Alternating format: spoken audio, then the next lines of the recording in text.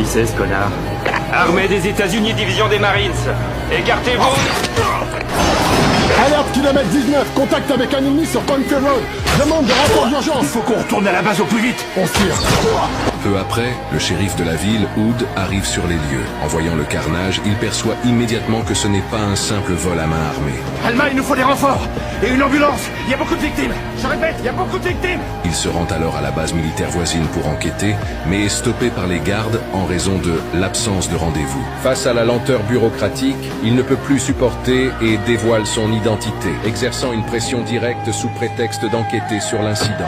Impressionné par sa présence, les gardes finissent par le laisser passer. Une fois face au colonel Stott, Hood est conduit dans un entrepôt secret, et la scène qui s'y dévoile dépasse complètement ses attentes. L'argent de vos impôts à l'heure. On rachète des fusils pour éviter qu'ils tombent aux mains des talibans, ou on envoie des soldats avec des mallettes pleines de billets pour payer leurs informateurs. On a la moitié de l'Afghanistan à arroser, mois après mois.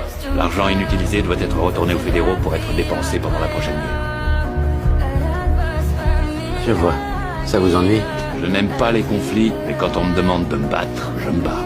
Le colonel lui révèle que l'armored truck volé transportait des armes lourdes saisies, ce qui signifie que les gangs locaux sont désormais équipés de la même puissance de feu que l'armée régulière. Cependant, lorsque Hood demande la liste des armes, l'attitude du colonel change brusquement, déclarant que l'armée a désormais pris en charge l'affaire et lui conseille de ne pas interférer, sous peine de conséquences graves.